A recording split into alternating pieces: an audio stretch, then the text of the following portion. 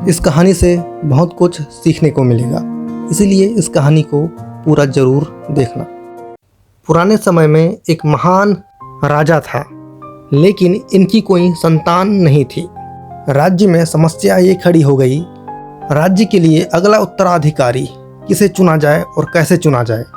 इसलिए राज्य के सभी बच्चों को महल के अंदर बुलाया गया और सभी के हाथों में पौधे का एक एक बीज दे दिया गया। फिर राजा ने सभी बच्चों को कहा, जाओ और इस बीज को 1 साल के बाद पेड़ बनाकर लेकर आओ।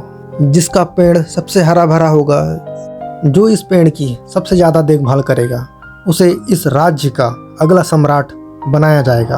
उन सभी बच्चों की भीड़ में एक विजय नाम का लड़का था।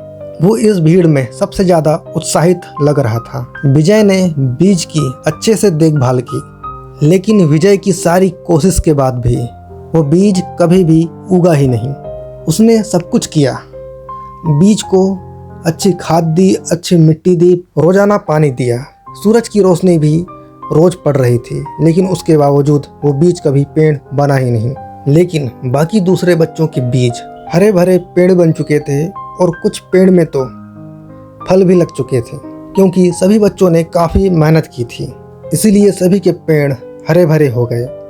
और 1 साल के बाद वो दिन आ गया जब सभी बच्चों को महल जाना था और राजा को यह बताना था कि हमने सबसे ज़्यादा मेहनत की है, हमारे बीज आज पेड़ बन चुके हैं। और उस दिन विजय भी पहुंचा था, लेकिन वो काफ़ी दुखी था और वो काफ़ी शर्मिंदा महसूस कर रहा था। उसके हाथ में खाली गमला था।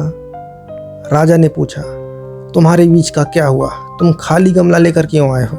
विजय ने कहा कि मेरे सारी मेहनत के बावजूद ये कभी पेड़ बन ही नहीं पाया।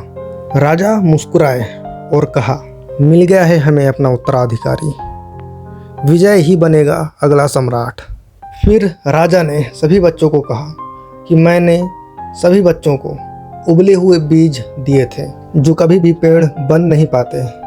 आप सभी लोगों ने बीज को बदलकर दूसरे बीज लगा दिए हैं। Moral of the story is, ईमानदारी और मेहनत सबसे महान गुण है।